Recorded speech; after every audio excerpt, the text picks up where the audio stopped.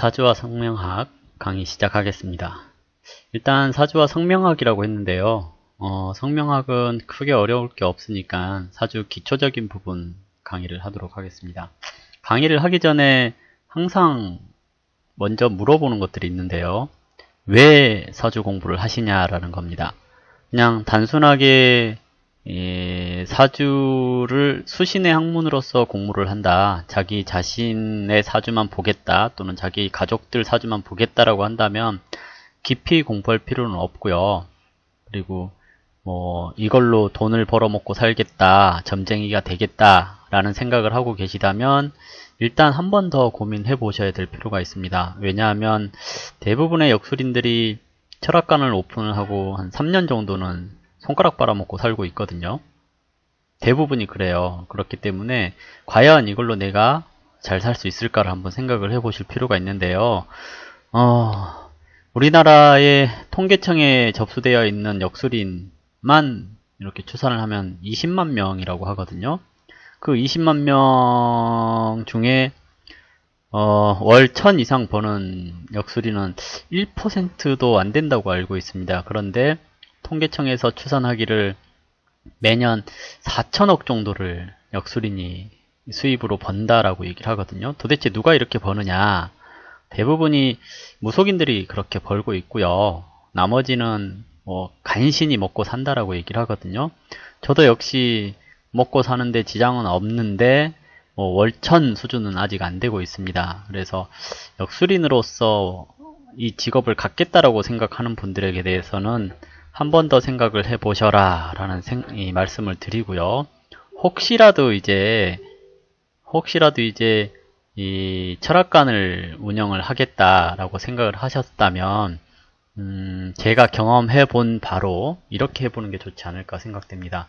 예전에 명당 그러면 자청룡 우백호 전주작 후현무 이렇게 얘기를 했거든요. 근데 요즘은 명당 개념이 그런 것 같아요. 좌택시, 우버스, 전 지하철, 후 주차장 이렇게 되어 있는 곳이 명당이다라고 생각을 합니다. 무슨 소리냐면 교통이 편리한 곳으로 가라는 얘기입니다.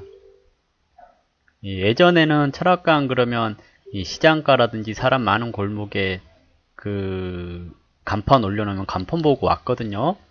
근데 요즘은 간판 보고 안 와요. 그래서 이 간판이 아니라 자기 인지도 보고 오는 거거든요. 그러니까 예전처럼 시장가에 또는 사람들 많이 다니는 곳에 간판 크게 하고 이 철학관을 오픈할 생각을 하고 계셨다면 다시 한 번 더 생각을 해보시는 게 좋습니다. 이것은 경험담입니다. 그래서 어떻게 하면 철학관을 오픈할 수 있을까? 어떻게 하면 철학관 오픈하고 굶어 죽지 않을까? 라고 이제 고민을 해봐야 되는데요. 제가 경험해 본 바로는 이러는 게 가장 좋지 않을까 생각됩니다. 일단은 직장을 다니시고요. 직장을 다니면서 틈틈이 이 인터넷 활동을 하는 게 가장 좋은 것 같아요. 블로그나 카페를 만들어서 이 상담도 무료로 해주고 자기 생각도 올리시고 해서 회원수를 늘리시고요. 하루 방문자가 1000명이 넘어가면 그때 오픈하시는 게 가장 좋은 것 같습니다. 그게 아니라면 이 철학관을 오픈하고 적어도 3년 정도는 정말 근근히 버티거나 아니면 먹고 살기 힘들어서 접거나 그러거든요. 그래서 그런 실패를 안 하고 싶다면 일단 직장 다니면서 틈틈이 이 일을 해주시는 게 카페 관리라든지 자기 텃밭 관리를 해주시는 게 좋고요.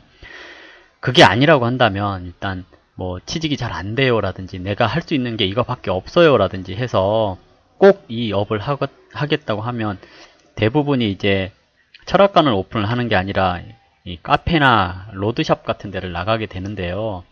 거기 나가면서 자기 손님 관리가 잘 안 되거든요. 그래서 자기 손님 관리를 좀 하시고 인지도 생기고 나서 이제 뭔가 해야 되는데, 그래도 요즘 시대가 변했으니 인터넷 쪽으로 해서 자기를 알릴 수 있는 공간, 나를 찾아올 수 있는 공간 같은 것들을 만들어 주시는 게 좋습니다. 그렇게 해 놓고 철학관에 들어 앉아야지, 안 그러면 철학관 오픈하고 딱 굶어 죽기 십상이다라고 얘기를 하거든요.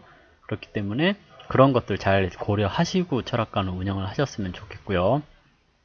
사주와 성명학 이렇게 얘기를 했는데 이건 이제 제가 쓴 책이라 교재로 사용을 하는 건데요. 일단은 아무 책이나 다 상관은 없습니다. 이 사주 공부 중에서 가장 강의하기 귀찮고 싫은 게 이 기초 분야거든요. 왜냐하면 대부분의 역술인들이 역학이라는 것에 관심을 갖고 있다면 혼자 스스로 공부하고 오거든요. 그렇기 때문에 이 기초 강의가 특별히 필요는 없어요. 근데 굳이 기초 강의를 해달라거나 또는 강의를 들어야지만 된다고 생각을 하는 사람들이 이제 기초 강의 동영상도 보고 그러는데요. 정말 재미없습니다. 그렇기 때문에 뭐 기대하지 마시고 강의를 들어주셨으면 좋겠고요. 일단 기초 강의를 다 공부하시고 이제 궁금한 게 있다거나 했을 때 카페에 글을 올리거나 그러시는 걸로 이제 하고 강의를 시작하도록 하겠습니다. 특별히 뭐 설명을 굳이 할 필요는 없고요. 뭐 목차가 이렇다 저렇다 이런 거는 없는데요. 예, 기본적인 것들부터 시작을 해보겠습니다. 일단 사주팔자라고 한다면 가장 먼저 음양과 오행을 알아야 됩니다. 음양이라고 하는 것이 이제 무언가, 오행이 무엇인가를 알아야 되는데요. 여기 보시면 사주에 대한 간단한 설명이에요. 사주란 사람이 태어난 순간을 기록한 연월일시에 4가지 정보를 기둥처럼 세웠다고 해서 사주라고 부르고요. 그리고 사람이 태어나면서 처음 호흡하는 순간에 천지간에 흐르고 있는 기운이 몸속으로 들어가서 오장육부에 자리 잡게 되고 그로 인해서 연월일시에 고유한 에너지 파장을 가지게 되는 것입니다 라고 되어 있습니다. 그래서 이러한 에너지 파장이 매 순간순간 변하게 되는 천지 만물의 파장에 맞춰서 잘 어울리기도 하고 어울리지 못하기도 합니다 라고 되어 있는데요. 이게 이제 그 사람이 살아가면서 변화하기 때문에 같은 날 같은 시간에 태어났다 하더라도 조금씩 다른 삶을 살아가기도 해요. 그렇기 때문에 사주팔자가 얼마나 맞느냐라고 한다면 100%다라고 하면 그것은 사기꾼이고요. 한 70% 정도 맞는다라고 생각을 하고 나머지는 상담을 해서 맞춰가야 된다라고 할 수 있겠거든요. 근데 사람들이 다 맞추려고만 하다 보니까 실수도 하기 시작하고 뭐 틀리기도 하고 맞기도 하고 그러는데 저는 꼭 맞춰야 된다라고 생각하는 것을 좀 버렸으면 해요. 저도 어려서는 좀 맞춰야 된다고 생각을 해서 굉장히 여러 가지 책들도 보고 비기들도 많이 봤는데 지금에서 생각하면 크게 의미는 없었던 것 같아요. 맞추는 것보다는 얼마나 상대방과 교류할 수 있는가 그것을 먼저 생각을 해야 된다고 생각을 하거든요. 그래서 사람이 사람을 만나고 또는 어떤 장소에 있고 해서 길룡하복이 결정되기 때문에 사람이 태어난 그 순간에 4개의 기둥을 기록하여 그 사람의 운명을 예측할 수 있다라고 되어 있어요. 사주를 이루고 있는 가장 기본적인 것을 음양과 오행이라고 하는데요.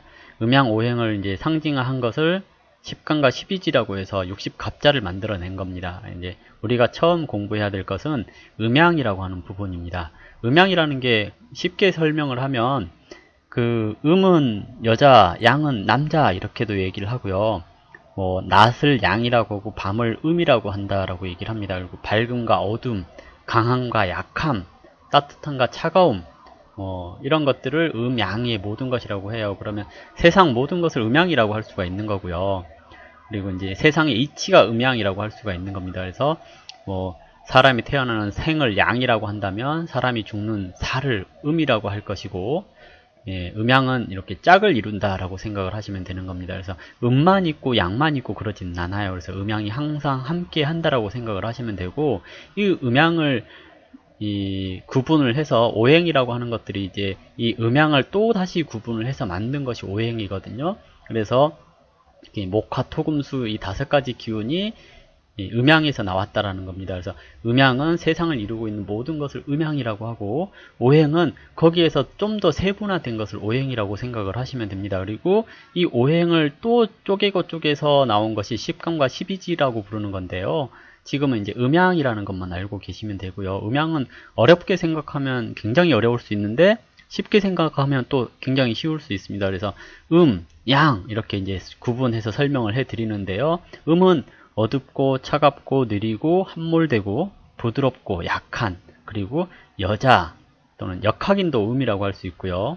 달, 금, 수 오행으로는 금과 수가 이제 음에 해당이 되고요.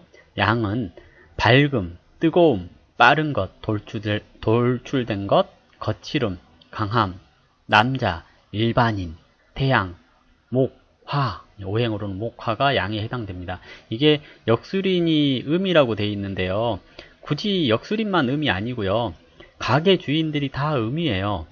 왜냐하면 음은 고정되어 있고 움직이지 않는다라고 한다면 양은 움직이는 거잖아요. 찾아오는 손님은 양이고 내가 가만히 있는 나는 음이라는 겁니다. 그래서 내가 어떤 준비가 다 되어 있으면 양이 찾아오게 되어 있거든요. 무슨 소리냐면 음식점을 하는 그 음식점 주인이 내가 이 손님 취향에 맞춰서 어떤 음식을 구비를 한단 말이죠. 그러면 그 음식을 맛보기 위해서 양인 손님이 찾아오게 되어 있다는 겁니다. 그 말은 내가 그 요리 실력이라든지 또는 음식 맛이라든지 이런 것을 이 찾아오는 양에게 맞춰야 된다는 얘기거든요. 그래서 역술인도 마찬가지로 역술인이 특정한 이 역학이라는 지식을 내가 다 갖추고 있어야 거기에 발맞춰서 양인 손님이 온다라는 얘기입니다. 이것을 음극양 그러고 음극변 양 그러고 양극변 그래요. 모든 것이 극에 다다르면 반대의 기운을 불러온다는 얘기거든요. 그래서 내가 공부가 많이 되어 있으면 따로 홍보를 안 해도 어떻게 알고든지 찾아와요. 그래서 그 찾아오는 것을 기다리고 앉아 있는 게 역술인인데, 시대가 변해서 요즘은 그 TV 방송도 하고 자기 홍보도 하고 그렇거든요. 이게 이제 음양이 역변한 거다라고 얘기를 하는데, 그래도 역학이는 음에 속하기 때문에 방송에 일부러 나가려고 한다거나 뭐 돈을 써서 홍보를 한다거나 하는 것은 사실은 옳지 않은 행동이에요. 그냥 단순히 자기 스스로가 공부를 해서 그 공부가 정말 극에 다다라서 내가는 이 공부, 이 이론에 대해서 정통하다라고 생각을 하면 그때부터 거기에 맞는 손님들이 오게 되어 있다라는 겁니다. 그렇기 때문에 공부만 열심히 하면 사실은 되긴 하는데요. 누가 과연 역학에 정통했냐라는 겁니다. 대부분이 역학에 정통하기는 어렵고요. 그냥 어찌어찌 먹고 사는 정도가 돼서 철학관을 나오는 건데요. 시간이 그래서 다들 오래 걸리는 게 역학 공부라고 할 수가 있는 겁니다. 음양은 이렇게 구분이 되어서 이제 양 이렇게 해서 세상의 모든 것들이 양이다라고 생각을 해주시면 되는 거고요. 다음은 오행이라는 겁니다. 오행이라는 것이 이제 이 양을 구분하는 데 있어 목과 화를 양이라고 구분하고 금과 수를 음이라고 구분해 두었는데요. 토는 어디냐 그러면 일단 이 토라고 하는 것은 기본적으로 이 지구상에 있는 모든 존재들은 땅을 밟고 있기 때문에 토를 중간에 두고 중재 역할을 하는 걸로 이제 판단을 하게 됩니다. 여기서 먼저 목이라고 하는 것은 단순히 나무니까 목이다 라고 얘기해 볼 수도 있는데요. 기본적으로 쭉쭉 뻗어나가는 기질을 이 양이라고 표현을 했습니다. 그래서 쭉쭉 뻗어나가는 기질을 목이라고 표현을 해요. 그러니까 나무가 성장하는 것처럼 위로 쭉 뻗어나가고 있으니까 이 기운을 뭐라고 할까라고 했을 때 이 나무가 굉장히 유사하구나. 그래서 이 쭉쭉 뻗어나가는 양의 성질을 목이라고 하자. 이렇게 얘기를 한 겁니다. 그래서 기운이 강한 것인데 생명력을 상징하기도 하고 통통 튀는 용수철 같은 것이기도 하다라고 얘기를 하는 거고요. 나무는 강인한 생명력을 가지고 있고 적당히 휘어지기도 하고 그래서 강하기도 하고 부드러운 성질도 가지고 있기 때문에 이 오행상으로는 음양상으로는 양에 해당되지만 양 중에서도 음에 해당됩니다. 그래서 이게 이제 좀 복잡한데요. 일단은 기본적으로 이 양에 속하는 것은 목이다라고 생각을 하시면 됩니다. 그리고 목은 상징적으로 봄, 새벽, 소년기, 신경계통, 간장, 쓸개, 눈, 신맛, 청색, 그리고 어지린 이렇게 해서 동쪽을 상징을 합니다. 그 외에도 여러가지 뻗어나가고 바르게 세워져 있고 하는 것들을 목이라고 보시면 되고요. 봄의 계절은 이제 점점 따뜻해지는 시기이기 때문에 목이라고 하는 오행은 음양 중에서 양에 배속되어 있습니다 라고 제가 설명을 해놨습니다. 그리고 화라고 하는 것은 불인데요. 이 불은 어떤 성질이 있냐면 옆으로 확산되는 성질이 있습니다. 그래서 이 양 중에서 양에 해당되는 기운들이 두 개가 있는데 하나는 뻗어나가는 기운이고 하나는 확산되어서 옆으로 퍼져나가는 기운이 있더라 하는 건데요. 이 퍼져나가는 기운을 뭐라고 부를까 해서 봤더니 이 불과 같은 성질이 가지고 있으니 화라고 하자. 그래서 이것을 화 그렇게 표현을 했습니다. 그래서 목의 기운은 이제 양의 기운이 목의 형태로 출발을 하지만 그 목의 기운이 끝나려고 할 때는 그것이 전환하여서 확산되는 것이 화입니다 라고 되어 있고요. 화는 확성하고 무성하게 풍성해지는 것을 의미하는데 불처럼 외관만 화려하고 내면은 공허한 허식으로 바뀌는 것을 말합니다. 그래서 화의 상징은 여름, 오전, 청년기, 순환계통, 그리고 심장, 소장, 삼초, 시력, 예의, 쓴맛, 적색, 남쪽, 방송 등을 뜻하고요. 보통 화려하고 분산되는 것을 화의 기운이라고 보시면 됩니다. 토는 땅의 기운을 얘기를 합니다. 이 토의 기본적인 성질은 멈춤이고요. 목과 화의 무한한 분산과 성장을 멈추게 하는 기운이 토입니다. 그래서 음의 기운인 수축과 수렴이라고 하는 다음 과정으로 연결시켜주는 기운을 가지고 있기 때문에 굉장히 중요한 위치에 있고요. 토는 목과 화의 성장을 정지시키고 완성시키기 위한 과정이고 다음에 오는 금과 화의 기운이 다투는 것을 막아주는 중재자 역할을 하고 있습니다. 그래서 우주의 기운을 성숙시키기 위한 밑거름이 되면서 모든 것을 융화시키는 것이 토의 역할이고요. 오행을 음양으로 나누면 목화는 양이고 금수는 음인데 양과 음의 중재자 역할로 토를 이제 배속을 시켜놨습니다. 그래서 토는 계절적으로는 환절기를 뜻하고요. 오후 그리고 중년기, 위장, 근육, 단맛, 황색, 믿음, 중앙, 기타 변화시키는 것, 버퍼나 반도체 또는 금속도 비금속도 아닌 애매한 것들을 토라고 보시면 됩니다. 금은 다음은 금인데요. 금은 쇳덩어리를 얘기를 합니다. 목과 화의 기운이 끝나고 토의 중화작용에 의해서 성숙되는 단계에 접어들면 첫 번째로 생겨나는 기운이 이제 금이라고 할 수가 있는 거고요. 목은 양의 분산 발전을 하는 단계이지만 금은 음으로 잠복하려고 하는 최초의 단계라고 할 수 있습니다. 이것을 이제 숙살직이라고 하는데요. 무언가를 죽이는 기운이라고 할 수 있을 겁니다. 나무를 자르는 도끼와 같은 모습이고 활과 같은 모습이고 그래서 강한 기운을 가지고 있다라고 얘기를 합니다. 금의 상징적인 의미는 이제 돌, 가을, 저녁, 장년기, 뼈, 폐, 장, 매운맛, 하얀색, 의리, 서쪽, 살기 등을 말하고 숙성시키고 거둬들이는 모습을 말합니다 라고 되어 있네요. 다음은 수의 기운인데요. 수는 물을 얘기를 합니다. 금 다음에 오는 기운인데요. 응축되어 있고 감추려는 기운인데 수에 대해서 저도 잘 모른다고 설명해놨네요.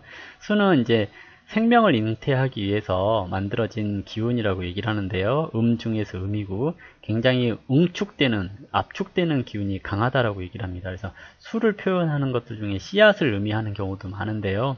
그 씨앗 속에 굉장히 많은 기운이 내포되어 있어서 응축되어 있고 이것이 시간이 지나면서 이 목이라고 하는 싹이 튀어나오는 것을 얘기를 하거든요. 그래서 수는 생명의 근원이라고 할 수가 있는 거고요.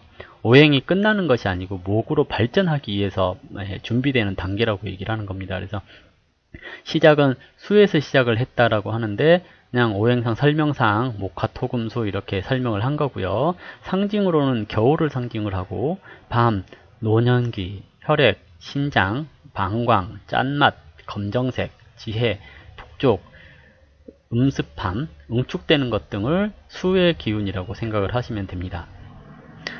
자, 오행은 이제 이렇게 한문으로 표현을 하는데요. 5개가 왕래한다라는 의미에서 오행이고요. 그리고 목화토금수 이렇게 5개의 기운이 있다라는 것 정도까지만 알고 계시면 됩니다. 그리고 목화는 기운이 뻗어나가고 확장되는 운동성을 가지고 있다고 할 수가 있고 양의 성질이라고 한다면 금수는 수렴하고 응축되는 운동성과 차가운 성질을 가지고 있어서 음의 성질이라고 할 수 있습니다. 그래서 이렇게 오행이 되어 있다라고 생각을 하시면 되고요. 자, 오늘은 여기까지 하고 다음은 오행의 상생과 상극 하도록 하겠습니다.